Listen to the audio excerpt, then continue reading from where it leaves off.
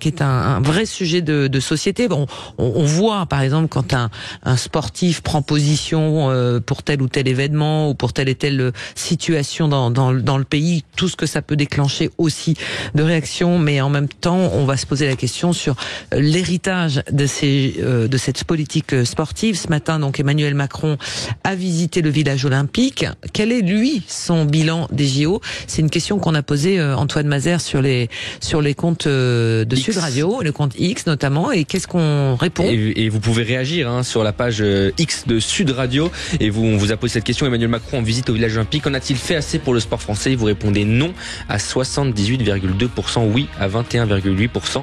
Donc pour l'instant, c'est un non majoritaire concernant Emmanuel Macron. Est-ce qu'il en a fait assez pour le sport français? Et on va voir avec nous, et les vraies voix des JO, Michel Savin. Bonsoir Michel Savin. Bonsoir. Sénateur Les Républicains d'Isère, vous êtes vice-président de la commission de la culture et du sport au Sénat. Est-ce qu'il par oui ou non, parce qu'on va devoir faire une petite pause, par oui ou non, Michel Savin, est-ce que le président Emmanuel Macron en a fait assez pour le mouvement sportif, le haut niveau comme le sport pour tous? Si c'est une réponse rapide, c'est non. Voilà, ça c'est dit. On va développer tout ça dans un instant avec vous, évidemment, Michel Savin, et également nos vraies voix du sport, Pascal Eouzan, Marie-Claire Restou et Philippe Candeloro. Ne bougez pas, on revient juste après ça, tout de suite. Sud Radio. Sud Radio. Parlons vrai. Parlons vrai. Sud Radio. Parlons vrai. Cet été, avec Bibi Hôtel. Coupé. J'ai un doute là. On dit Bibi Hôtel? Non. Bébé Hôtel. B&B Hôtel. Non. B&B Hôtel. Ah. Bref, peu importe comment vous le dites. Le plus important, c'est que cet été, B&B Hôtel vous offre 10 € de réduction par nuit en réservant directement sur son site internet. Et ben voilà. Offre valable jusqu'à 7 jours avant votre séjour dans les hôtels participants. Informations, disponibilité et réservation sur bbhotels.com. Sud Radio Menton. 97.9. Sud Radio. Lidl, réélu encore et encore, meilleure chaîne de magasins de l'année dans la catégorie fruits et légumes. Allô patron, elles sont à 1,66 €. Les pommes de terre? Oui patron, en ce moment, le kilo de pommes de terre primeur est à 1,66 €. Ils sont encore et toujours moins chers que nous. Et avec l'application Lidl Plus, il y a moins 20%, soit 1,33 € le kilo. On est mal. Lidl, trop fort sur les prix et c'est vous qui le dites. Étude Kantar Prométhée, avril 2023. Catégorie 1, calibre 35-55, diverses variétés, origine France. Plus d'informations sur Lidl.fr. La rentrée chez Bureau Vallée, c'est vraiment intéressant. Intéressant comment? Tiens, regarde, le lot de 4 surligneurs rose, orange, vert et jaune de la gamme Prix Mini est à seulement 89 centimes. Mais du coup, j'en ai pris pour Tom, Lola et pour le bureau. Ah oui, quand même. Et Mais oui, pour toi aussi. Tiens. Jusqu'au 3 août chez Bureau Vallée, retrouvez une large gamme de prix mini pour la rentrée. Stylo, copie simple ou double, colle, papier, correcteur, pochette. Bureau Vallée, on met la barre très haut et les prix très bas. Magasin participant et conditions sur bureau-vallée.fr. Les vraies voix Sud Radio, 17h-19h, Christine Bouillot. Les vraies voix des JO jusqu'à 19h, toujours ce soir avec les membres du collectif des champions et championnes français. Ça sera ainsi tous les soirs jusqu'au 9 août prochain. Pascal Eouzan, Marie-Claire Restou, Philippe Candeloro avec notre question du jour, notre question autour de l'héritage que laisse Emmanuel Macron. Alors il n'est pas encore parti de l'Élysée, attention, mais c'est l'occasion de faire un bilan.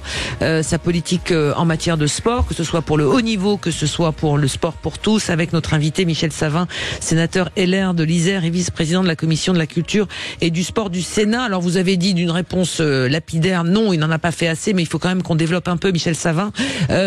Pour vous, le bilan en matière de politique sportive, c'est l'occasion avec ces JO de se poser un peu et de regarder ce qui se passe pour le sport, pour tous les sports et tous les niveaux de pratique. Vous dites qu'il ne s'est pas fait assez ou quand même il s'est fait des choses, grande cause nationale, les 30 minutes dans les écoles, etc. Écoutez, il y a le discours qui est tenu aussi bien par le président de la République que par la ministre des Sports, et puis il y a la réalité de ce qu'on vit sur le terrain. Alors, il est vrai que sur le sport de haut niveau, la France, avec l'Agence nationale du sport, a mis des moyens dans le cadre de la préparation de ces Jeux olympiques et paralympiques, la préparation des athlètes. C'est vrai qu'il y a un effort important qui a été fait ces dernières années, mais l'objectif de ces Jeux olympiques et paralympiques, c'était aussi que la France devienne une vraie nation sportive, et on a beaucoup parlé de l'héritage des Jeux. Et l'héritage des Jeux, il concerne bien sûr tous les sports, tous les sportifs qui sont régulièrement en activité dans les associations et des milliers de clubs en France. Et puis c'est aussi un enjeu sur l'aménagement du territoire avec les collectivités. Et là, l'État n'est pas au rendez-vous. Alors ça sera ce qui se passera peut-être après les JO, mais non, ça se passe aujourd'hui, madame. C'est des arbitrages budgétaires qui ont fait que cette année, en 2024, lorsqu'on parle du sport à l'école, une des mesures qui a été déjà prise sur le budget 2024, c'est la réduction du budget qui était consacré pour les cours de récréation active et sportive dans les écoles, qui a été raboté, qui est passé de 10 millions d'euros à 2,5 millions pour 2024. C'est le gel de 50% des crédits qui sont fléchés sur les équipements sportifs structurants. Quand on parle de équipements structurants, je parle des piscines, des gymnases, qui sont aujourd'hui bloqués en 2024. C'est pas après des choses, c'est aujourd'hui. C'est des décisions qui ont été prises. Donc encore une fois, il y a le discours qui est tenu et la réalité des chiffres. Les vraies voix. Quelqu'un veut réagir à ce qui vient d'être dit, Philippe, sur ce qui, on va dire, ce qui s'est passé déjà jusqu'à maintenant. On a décroché les jeux, on a l'occasion de regarder. Il y a le haut niveau, il y a aussi le sport pour tous. Est-ce qu'on est une nation qui aujourd'hui aime le sport ou les sportifs, ou aime les athlètes qui finalement réussissent plutôt? Philippe Candeloro. Je pense qu'on essaie surtout de s'en raccrocher à quelque chose qui jusque-là était au-delà de la politique. Comme on le disait, la trêve des Jeux Olympiques a toujours été en notre faveur, en la faveur des sportifs. Qui justement, à un moment donné, le monde s'arrêtait pour qu'on ne parle que de sport. Aujourd'hui, c'est plus vraiment le cas, et c'est ce qu'il y a de bien sur Paris 2024, c'est le marathon pour tous, qui quand même a donné la chance à beaucoup de sportifs, on va dire, c'est pas péjoratif quand je dis ça, mais sportifs du dimanche, de pouvoir participer à un marathon olympique. C'est quand même pas donné à tout le monde. Il fallait faire des sélections, il fallait que tout le monde puisse rentrer dans la sélection. Ça, c'est plutôt justement le fait de rassembler du monde autour des Jeux Olympiques. Après, moi j'aimerais savoir si, par exemple, Monsieur Macron, ça aurait été sympa, c'est qu'il passe une nuit ou deux sur les lits en carton du village olympique pour savoir quel était son ressenti, si après une nuit passée sur ces lits pouvait faire une performance politique ou une performance sportive. Ça, on pourrait peut-être un peu jour lui poser la question, ou en tout cas le mettre à l'épreuve, comme on a mis à l'épreuve Anne Hidalgo qui a sauté dans la Seine, ou Amélie Oudéa-Castéra qui a fait effectivement une glissade. Elle aurait pu être patineuse, d'après ce que j'ai pu voir ces derniers temps, au moment où elle est rentrée dans la Seine. Voilà, mais sinon, pas grand-chose à dire. Et il a raison, aujourd'hui, on est un petit peu bloqué, on attend entre le marteau et l'enclume pour fêter cette fête, on va dire, des Jeux Olympiques et notre problématique politique du moment, quoi. Mais est-ce qu'on sent, est-ce que dans ce que Philippe et avec ce qu'on disait avec notre invité Michel Savin, sénateur Les Républicains, il y a quand même eu des axes de la politique sportive depuis 2017 qui ont été donnés. Il y a quand même eu des choses. C'est un président. Mais vous êtes déçu en fait. Non, mais Christine, excusez-moi, mais Pascal Ouzan. Depuis Jacques Chirac, qui à mon avis était vraiment le président qui adorait le sport, et d'ailleurs je vais vous dire pourquoi il l'adorait tellement bien, c'est que Jean-François Lamour a réussi à rester 5 ans ministre des Sports. Marie-Claire, je ne sais pas combien tu as fait en tant que conseillère, 5 ans aussi. Donc déjà, quand on affiche dans la pérennité le choix des gens qu'on place, ça veut dire qu'on s'inscrit dans une politique qu'on veut mener jusqu'au bout et qu'on veut la mettre en place. Depuis Jacques Chirac, alors je ne sais plus le chiffre, maintenant c'est encore plus. Là, on a eu 3 ministres sous Monsieur Macron en 7 ans. On a eu Laura, Roxana et Amélie. Mais avant vous les appelez par leur prénom, vous.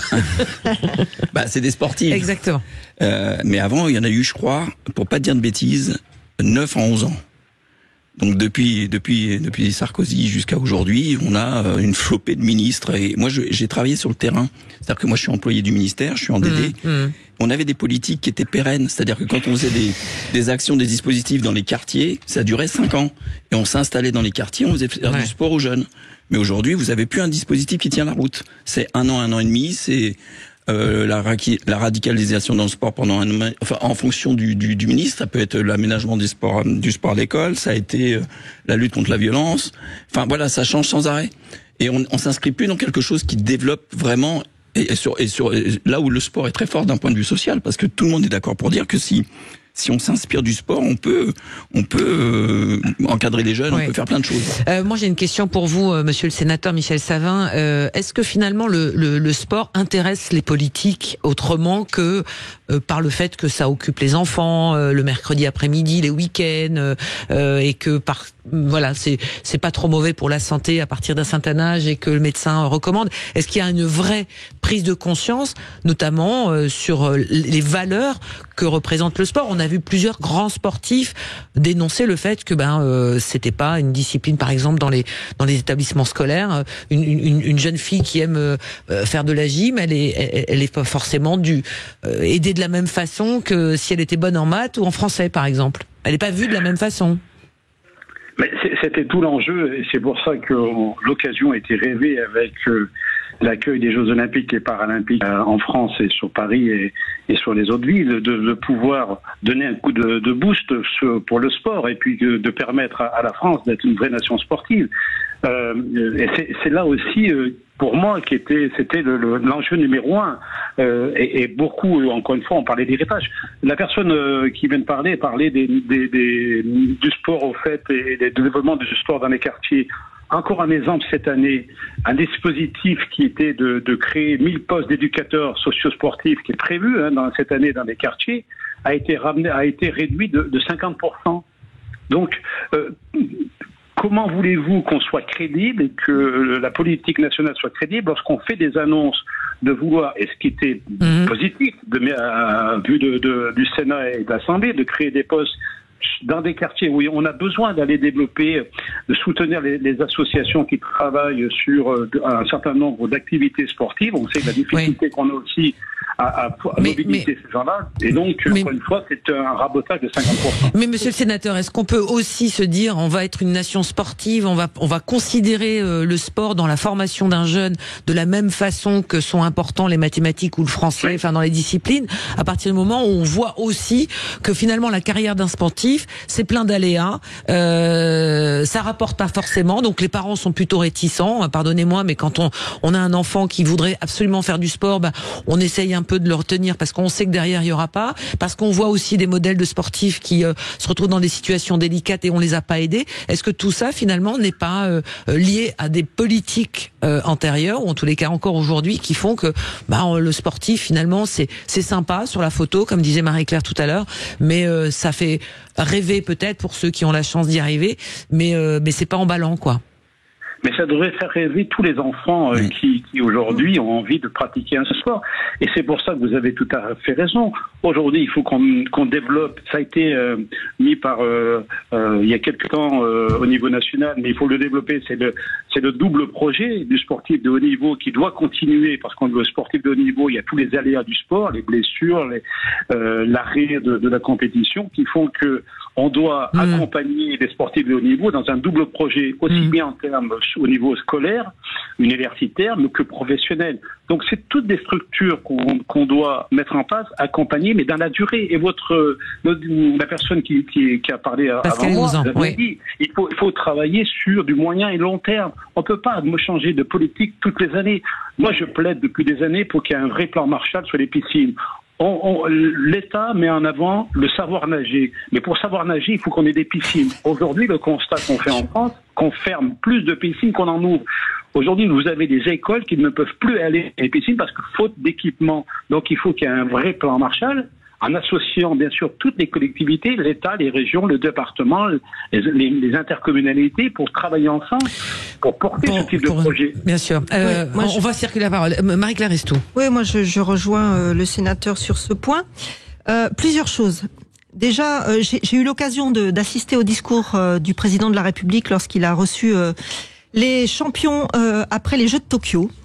J'ai été très frappée par la façon avec laquelle il s'adressait aux sportifs, parce que il ne s'adressait pas en président de la République et de la France pour les féliciter, bien sûr les a félicités un peu, mais surtout il leur a dit mais maintenant vous allez vous sortir en fait les mains des poches parce que les Jeux de Paris 2024 ça arrive et il va falloir faire un carton.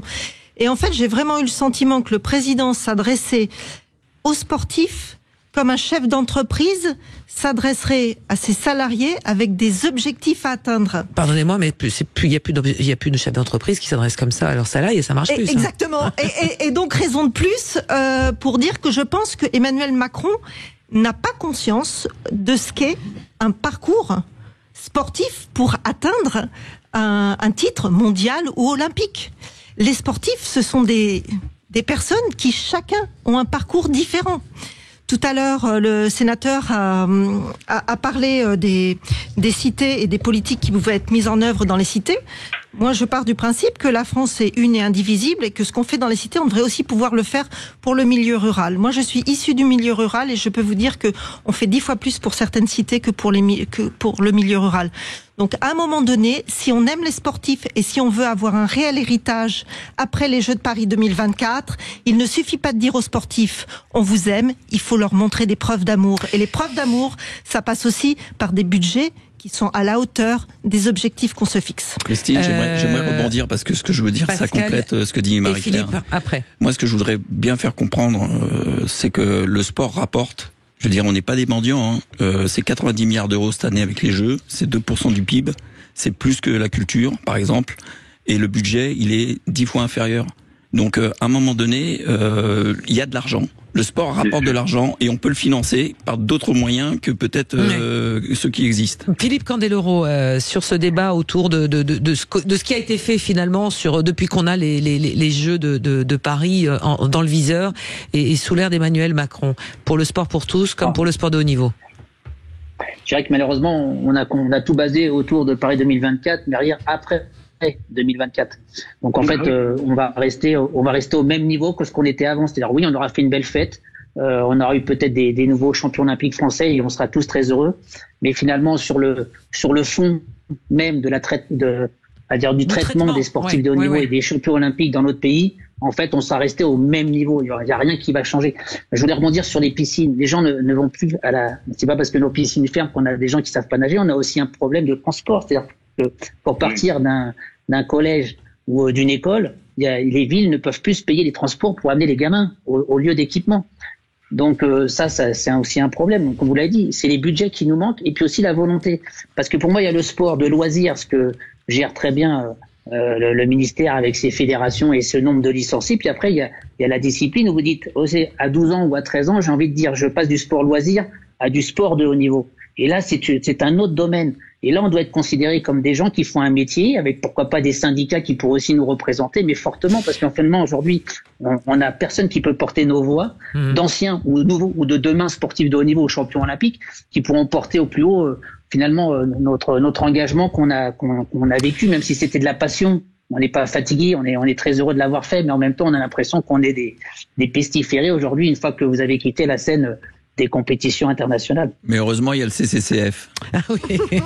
Voilà. Maintenant, on est une voix et on est nombreux. Mais Michel Savin, est-ce que derrière ces JO, il va y avoir bien sûr des retours d'expérience à tous les niveaux? On parle beaucoup de ce que ça peut rapporter en termes Pascal en parlait en termes économiques, mais est-ce qu'il faudra impulser est-ce que vous croyez au ruissellement des JO pour le sport d'en bas, j'ai envie de dire, ce petit club qui est au fin fond du Pays Basque et pour financer le déplacement de son équipe de pelote doit faire d'abord des crêpes et des gâteaux et les vendre pour pouvoir financer le minibus, hein, Michel Savin.